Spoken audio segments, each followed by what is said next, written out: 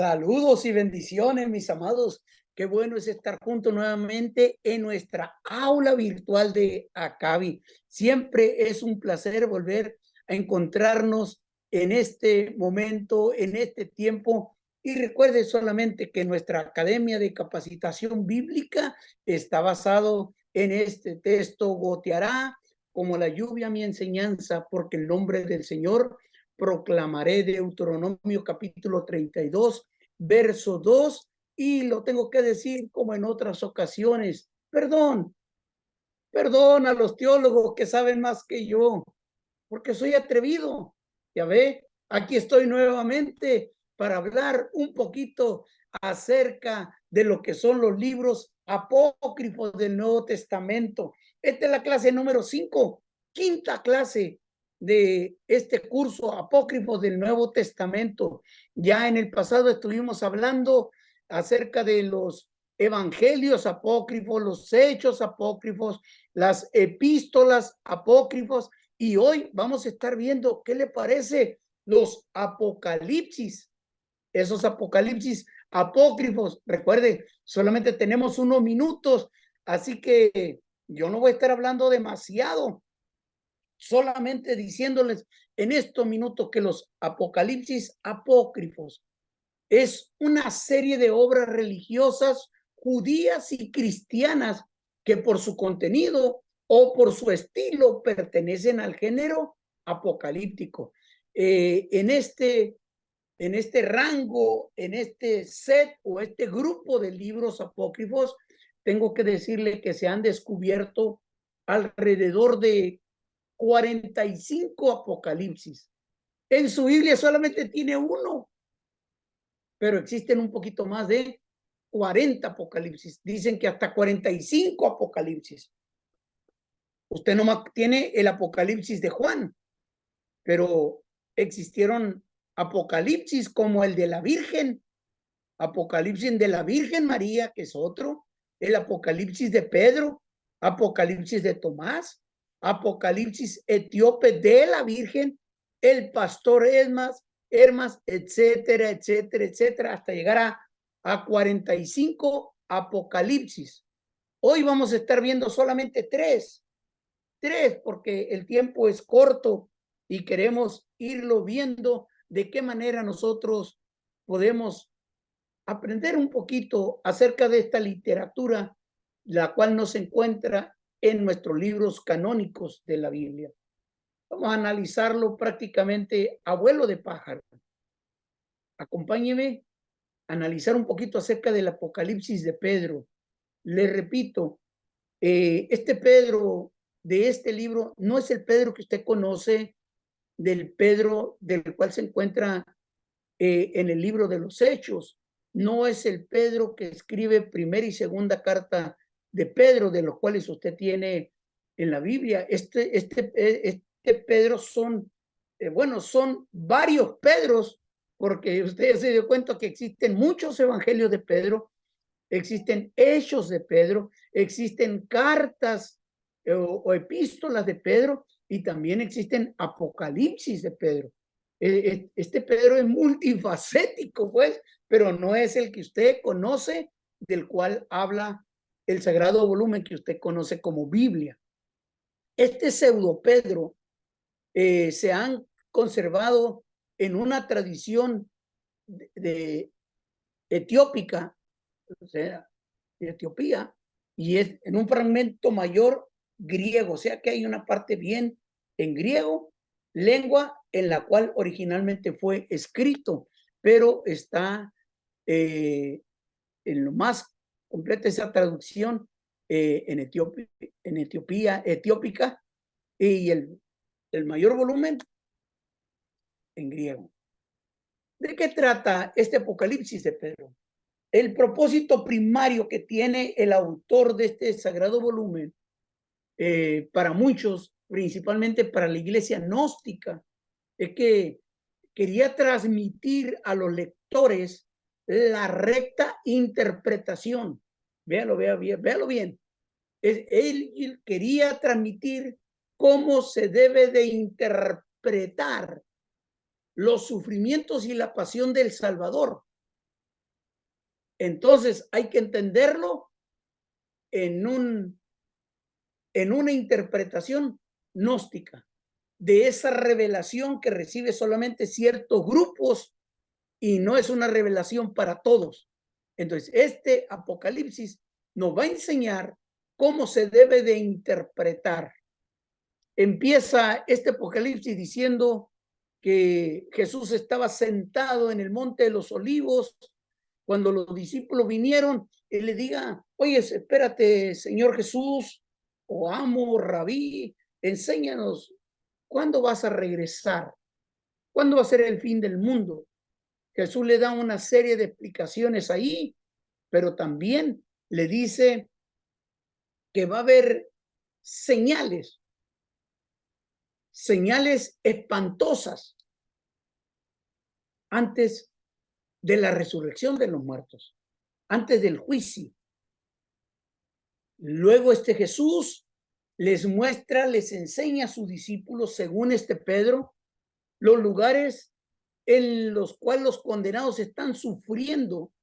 Y vea cómo lo marca aquí un poco, muy al estilo dantés, porque dice que hay distintos castigos según las culpas. O sea, el infierno está separado en diferentes departamentos, por así llamarle, diferentes pisos, diferentes bodegas, es según los pecados, pero también hay un lugar donde los escogidos se pueden estar disfrutando esas alegrías.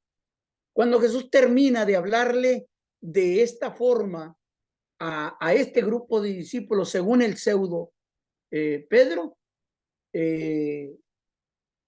Jesús se eleva al cielo y es acompañado por Moisés y por Elías, y es como desaparece en las nubes. Veamos un poquito el carácter esencial de la revelación presentada en este Apocalipsis. Ponga atención aquí, es la distinción entre el Salvador verdadero, espiritual y no carnal. ¿Se acuerda la clase pasada? Donde hay una epístola donde se presenta no solamente Dios Padre, Dios Hijo y Dios Espíritu, sino que presenta a una deidad más grande, superior. Bueno, aquí nos está diciendo que hay como dos Jesús, dos salvadores en la tierra. Hay un Jesús, un Salvador que no está sujeto a ningún padecimiento.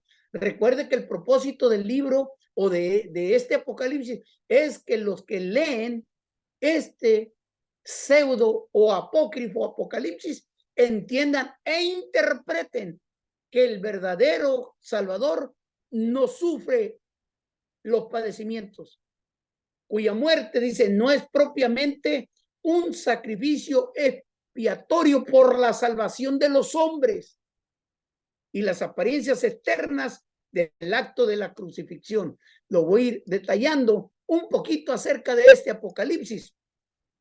En la crucifixión solo padeció la parte material del Salvador. Está hablando de dos, uno espiritual y uno carnal. Este pretendido redentor es ahora un simple muerto. Es lo que dice este Apocalipsis. Es adorado falsamente por los creyentes ingenuos, con los que estos caen bajo el engaño y el poder de los arcontes. Esto es de las huestes del maligno, de los demonios, de los malos espíritus, de los que dominan este mundo. Él dice, este Apocalipsis, que el Redentor auténtico es un ser espiritual unido al pleroma. Eso hay que leerlo bien, hay que estudiarlo bien, lo que enseña, lo que significa, lo que es un pleroma, qué es esa plenitud, esa perfección. Ese ser espiritual es salud divina. Ese es el concepto que tiene este Pedro en este Apocalipsis. Y él está diciendo que este pleroma, ese espíritu superior, llegó y tomó posesión de un Jesús carnal. Pero vea, nada más. Vamos a ver aquí lo que dice la crucifixión en este Apocalipsis. Cuando dijo estas cosas, vi cómo ellos lo agarraban de aquel modo y dije, ¿qué veo, Señor? Esto es Pedro hablando ahí. ¿Qué veo, Señor?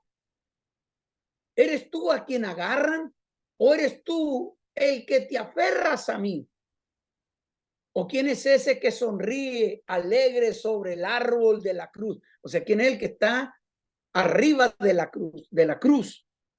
¿Hay otro a quien golpean en pies y manos? El Salvador le dijo, al que viste sobre el árbol, al que viste sobre el árbol, el que está sobre la cruz. Está hablando de dos Jesús. Uno que está siendo crucificado y otro que está en un mundo espiritual. Vea lo que dice, al que viste sobre el árbol, ese Jesús que está en el aire, que está alegre, que está sonriente, este es el Jesús, el viviente, dice. Pero el otro, el que está crucificado, en cuyas manos y pies introducen los clavos, es el carnal, el que es el sustituto, el expuesto a la vergüenza, el que existió según la semejanza. Míralo a él y a mí. Y luego dice este Pedro, pero cuando vi dije, Señor, al que está arriba, ¿verdad? Nadie te mira. Vámonos de este lugar. Vámonos de este lugar. Y ahí sigue la historia, que yo voy a pasar la historia. Solamente quiero decirte, en este Apocalipsis se habla de un Jesús que viene, en otros pueden decir el Cristo, que viene el Cristo, el ungido, el espiritual, y toma posesión del carnal y está con el carnal, pero cuando van a crucificarlo, el espiritual desaparece, el Cristo desaparece y se queda Cristo solo allí en la cruz, perdón, Jesús solo, el carnal, el que va a sufrir la vergüenza, pero no es el Jesús que vino a redimirte, porque la crucifixión no es con el fin de redimirte. Esto es lo que enseña este apócrifo. Por eso, hasta ahora te podrás dar cuenta por qué razón no aparece en la Biblia, en el libro sagrado, el cual tú lees. El pastor de Hermas, solamente te voy a decir que es una persona histórica que se afirma que existió. Pablo, cuando le escribe a la iglesia que está en Roma, según tu Biblia, la Biblia que usted tiene, el libro de Romanos, en el capítulo 16, cuando Pablo le escribe a la iglesia de Roma, le dice que entre los cristianos ahí hay un hermano llamado Hermas. Se cree que por allá en la historia eclesiástica, Orígenes, un gran hombre, Eusebio de Cesarea, ellos afirmaban que tal vez están refiriéndose a este hermano Hermas, del cual Pablo conoce y lo considera. Y dice, es este Hermas. Entonces, existió un Hermas en Roma, pero dicen que este Hermas que escribe no es ese Hermas que Pablo conoció, del cual está escribiendo a la carta de los romanos. Así que, ¿por qué se considera este libro apocalíptico? Porque tiene 5 visiones. De esas 5 visiones ya lo hace suficiente para que esté dentro de lo que es un libro apocalíptico. Tiene también 12 mandamientos y tiene 10 parábolas. Pero ¿por qué el pastor de Hermas está en este género? Porque tiene y habla de 5 visiones. No voy a hablar de ellas, solamente recuerde que estamos nosotros tomando esto a vuelo de pájaro. ¿Y por qué se consideró un libro apócrifo en la doctrina cristiana? Porque este libro enseña que la penitencia es una forma, es un modo para entrar a la iglesia, de la cual una vez que tú haces penitencia, puedes entrar a la iglesia verdadera, de lo cual es el único canal de salvación. Entonces, aquí cuando tú analizas las otras escrituras, las escrituras de las cuales son canónicas. La Biblia que tú tienes, Jesús dijo que Él es la puerta, que se entra al reino de los cielos a través de la puerta la cual es Él. No hay otro nombre dado a los hombres en el cual podamos ser salvos. Este libro enseña que es a través de penitencia como tú puedes entrar a la iglesia. Y una vez que entras a la iglesia, por obvias razones, obtienes la salvación a través de la penitencia. Penitencia. El Apocalipsis de Pablo. Este Apocalipsis de Pablo está escrito en copto, pero sin duda dice que fue escrito en griego.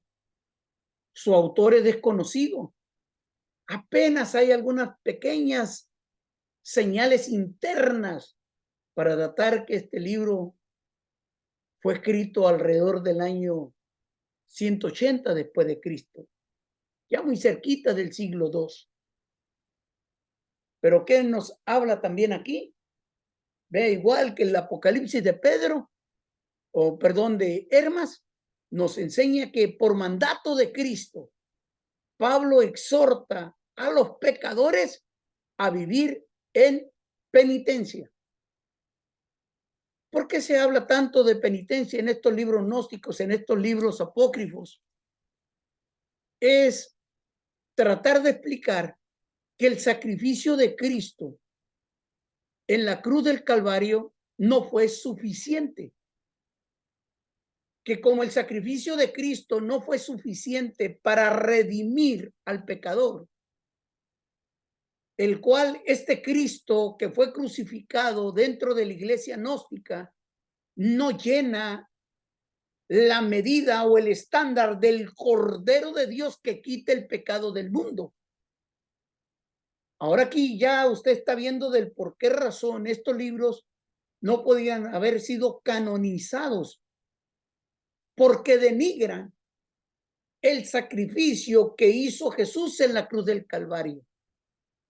Aquellos versos de los cuales usted ha leído y se ha familiarizado, donde dice, para esto apareció el Hijo del Hombre, para deshacer las obras del diablo. Dice los libros gnósticos, las cartas gnósticas, los hechos gnósticos, los apocalipsis gnósticos dicen, el sacrificio de Cristo no fue suficiente. Por lo tanto, tenemos que hacer penitencia. Tenemos que ayudar al sacrificio que hizo Jesús, porque el sacrificio que hizo Jesús en la cruz del Calvario no es suficiente. Espero irme dando a explicar, estando con esta corta explicación, dando a entender, debo decir, espero estarme dando a entender con esta explicación corta del por qué estos libros apócrifos no podrían haber estado en el canon o en la Biblia que usted lee. Ya hay algunos asuntos doctrinales que no están favoreciendo el sacrificio que Jesús hizo en la cruz del Calvario. En este libro tenemos, o sobre este libro, nos habla Irineo de León. Él es un defensor de la fe, que él va en su escritura contra todas las herejías. En el volumen 2, él dice que los gnósticos, de lo cual hemos estado hablando en las dos últimas clases, solían adaptar a su doctrina la breve referencia de Pablo a algunas de las visiones que había tenido en Segunda de Corintios, capítulo 12. ¿Recuerda cuando Pablo le dice, el verdadero Pablo, el Pablo del cual está en el libro de los Hechos, el misionero del cual habla Lucas? Él dice, cuando le escribe a la iglesia de Corinto, dice, conozco un hombre, si fue en la carne o en el espíritu, no lo sé. Dice, pero él subió al tercer cielo, bla, bla, bla, bla, y ahí se le fueron revelados cosas. Bueno, según Irineo dice que este Apocalipsis de Pablo lo tomaron basado a lo que Pablo, el verdadero Pablo, había escrito a la iglesia de Corinto. Entonces ahora están diciendo, lo que Pablo guardó silencio, ahora este Apocalipsis de Pablo lo está revelando. ¿Se da cuenta de dónde viene toda la información que ahora tienen para escribir un Apocalipsis de Pablo? Dijeron, oye, Pablo no dijo mucho. Pablo, ¿te acuerdas que Pablo dijo que esto había pasado? Entonces, este pseudo escritor dijo, aprovechemos esto. Recuerde que los libros apócrifos están tratando de llenar ciertas lagunas o ciertos vacíos que ellos están viendo que no están escritas en los libros canónicos. Ellos dicen, hay que llenar esto, así como inventaron tantas cosas sobre la infancia de Jesús, sobre la infancia de la Virgen María, sobre todos esos detalles fabulosos que usted puede leer en los libros apócrifos. Entonces ahora dijeron, hay que describir las visiones de las cuales el verdadero Pablo puso cíper a su boca, que no habló. Ahora este Apocalipsis las empieza a revelar. ¿Qué nos dice de esto? Que este apóstol contempla además el juicio que le espera al hombre inmediatamente después de la muerte. O sea, el juicio no es hasta el juicio del trono blanco, como usted lo habrá escuchado en alguna ocasión, sino que en cuanto el hombre muere, inmediatamente viene en juicio. Habla de la nueva Jerusalén, habla de los patriarcas, habla de profetas ahí con David y de los inocentes. Creo que esto se puede referir a los redimidos. Este Apocalipsis nos viene a enseñar que cuando Pablo se convierte, ¿recuerda el libro de Hechos? Cuando cayó de la cabalgadura, cuando quedó ciego, cuando escuchó la voz, Pablo, Pablo, ¿por qué me persigues? Etcétera, etcétera, etcétera. Bueno, este Apocalipsis dice que alguien le habló a Pablo y es el Espíritu Santo. Y el Espíritu Santo le habla a Pablo, pero es un niño. El Espíritu Santo es un niño. Ya usted va a mirar cómo el Espíritu Santo es manejado en las diferentes literaturas gnósticas, dándole personalidad, dándole cierta posturas al Espíritu Santo muy diferentes a las que usted conoce. En nuestra Biblia, en los libros canónicos, podemos ver que hay cierta tipología, simbología con la cual se representa el Espíritu Santo.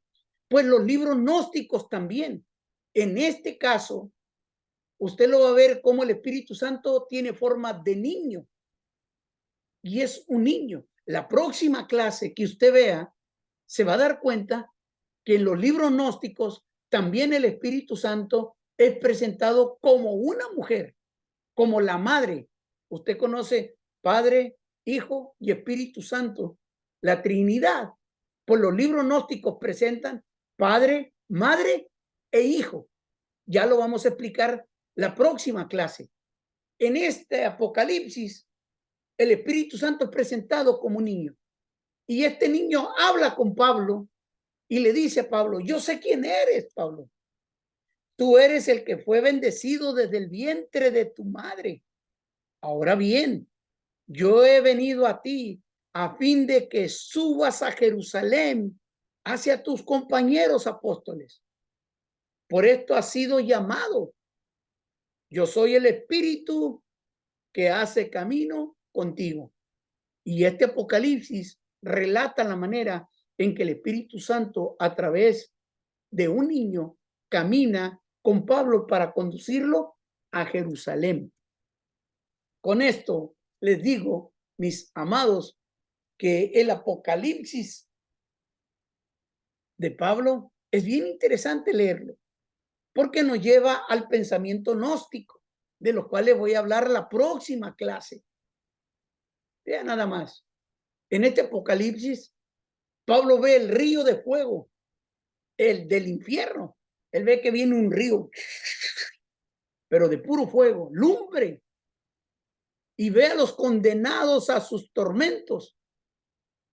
Pero vea qué interesante es esto, porque el día de Pascua, aquí no se refieren dónde se está celebrando la Pascua, si en la Nueva Jerusalén o en la tierra, pero el día de la Pascua, a ruegos de Miguel, el arcángel, ¿se acuerda que el arcángel Miguel y del mismo Pablo? Entre Pablo y Miguel, el día de la Pascua, empezaron a orar, a clamar a favor de los tormentados. Y cuando ellos dos se ponen de acuerdo, un ángel y Pablo, y le piden a Dios, por favor, que se acaben los tormentos, empiezan a clamar por los que están sufriendo en el infierno, en este río. Y Dios les contesta la oración y se acaban los tormentos. En estos 3 apocalipsis te he hablado, amado hermano, de algunas de las doctrinas que practicaba la iglesia gnóstica en los primeros siglos. La próxima semana yo estaré cerrando este curso con la 6ª lección, donde hablaré de esas principales doctrinas que tenían la iglesia gnóstica, de cómo ellos se consideraban privilegiados, cómo ellos eran escogidos para recibir esas revelaciones que van muy contrarias a lo que dice el resto de la Biblia o la Biblia que usted conoce. Y que hombres que empezaron a defender las doctrinas que estaban llegando a las congregaciones en diferentes partes, empezaron ellos a decir, estos libros están trayendo una falsa enseñanza. De hecho, usted se va a encontrar que Pablo, el verdadero Pablo, el Pablo que está en el libro de los Hechos, él habla en contra de los falsos maestros. Él les dice, Pablo les dice a esos grandes maestros, se está refiriendo a falsos maestros que estaban llegando para enseñar a las congregaciones nuevas revelaciones, estos conceptos de la sabiduría del mundo gnóstico. Yo estoy cerrando el Apocalipsis diciéndole por qué razón estos hombres, empezando con Pablo, siguiendo con Juan, cuando Juan ya les dice a la iglesia, permítanme,